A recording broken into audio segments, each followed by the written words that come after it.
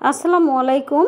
চলে আসলাম আবারও আরেকটি ভিডিও নিয়ে। আজকে আমি এখানে হালকা কুসুম গরম পানি নিয়েছি একটা বাটির মধ্যে আমার পরিমাণ মতো, আমি যতটুকু, আর অবশ্যই ভালো ব্র্যান্ডের ইস্ট ইউজ করবেন। আমি এখানে পরিমাণ মতো ইস্টও এর মধ্যে অ্যাড করে দিচ্ছি।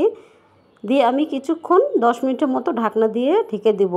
দেখুন ইস্টটা গলে গিয়েছে। এবার আমি এর মধ্যে অ্যাড করে দিচ্ছি সামান্য পরিমাণ 1 চিমটি লবণ, দিয়ে দিচ্ছি চিনি 1 চামচ পরিমাণ। দিয়ে এবার এখানে আমি ময়দাটি ইউজ করব।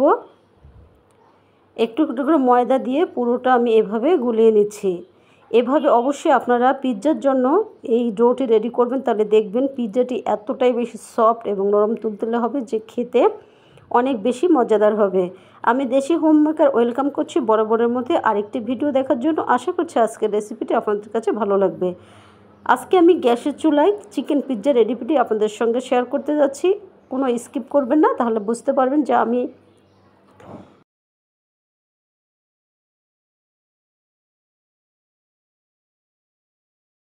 কতটা একটু কিন্তু নরম করে ডোটা রেডি করতে হবে।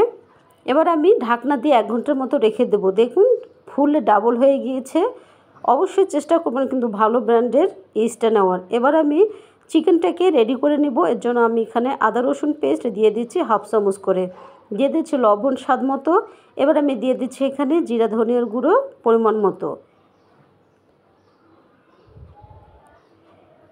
অ্যাড করে দিচ্ছি শুকনো মরিচের গুঁড়ো পরিমাণ মতো, হলুদের গুঁড়োও কিন্তু এর মধ্যে অ্যাড করা হয়েছে, সেটা স্কিপ হয়ে গিয়েছে।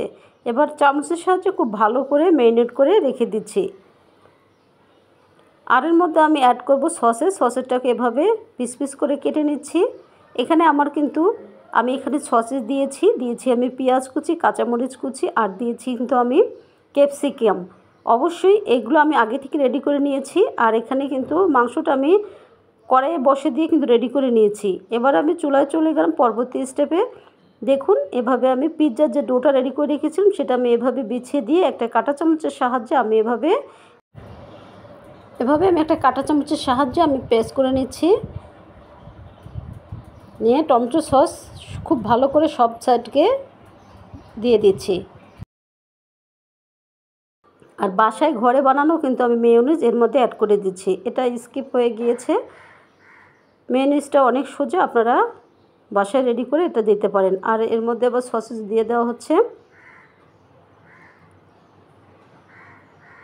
বাইরে থেকে পিৎজা কিনে খাওয়ার থেকে ঘরে বানানো এই পিৎজার স্বাদটা দ্বিগুণ কিন্তু হয়। অবশ্যই একবার হলো বাসাটা এরকম। এবার আমি রান্না করে রাখা চিকেনগুলো এর মধ্যে অ্যাড করে দিচ্ছি।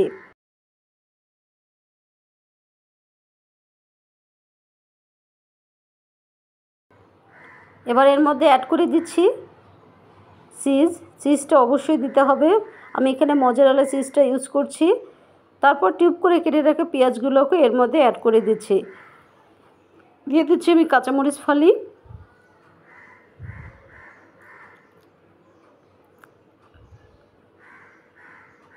তারপর দিয়ে দিচ্ছি ক্যাপসিকাম আপনারা এখানে আমি সবুজটা ইউজ করছি, আপনারা চাইলে লাল সবুজ দুটো ইউজ করতে পারেন।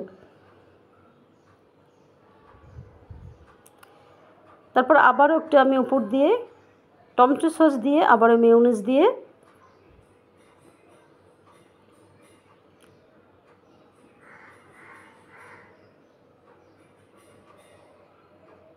বা ঢাকনা দিয়ে ঢেকে অপেক্ষা করব পিৎজাটা পুরোপুরি না হওয়া পর্যন্ত। একদমই খুব কম হিটে কিন্তু পিৎজাটা রেডি করে নিতে হবে। তৈরি হয়ে গিয়েছে কিন্তু দেখুন কতটা মজাদার এবং ইয়াম্মি দেখা যাচ্ছে।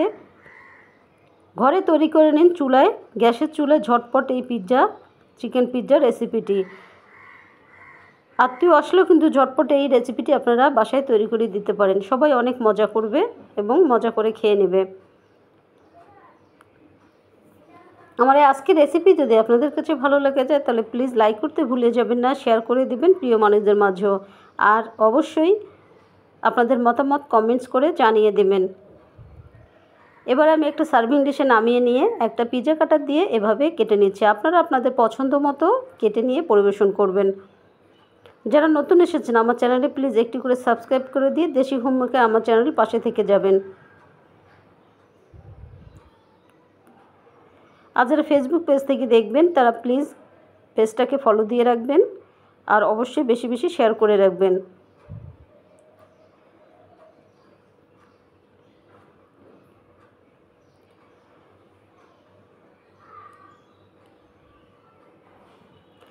আজ এখানেই শেষ করব। সে পর্যন্ত আপনাদের সুস্বাস্থ্য কামনা করছি। সবাই আপনারা সুস্থ থাকবেন, ভালো থাকবেন, নিরাপদে থাকবেন এবং দেশি হোমওয়ার্কে আমার চ্যানেলের সাথেই থাকবেন।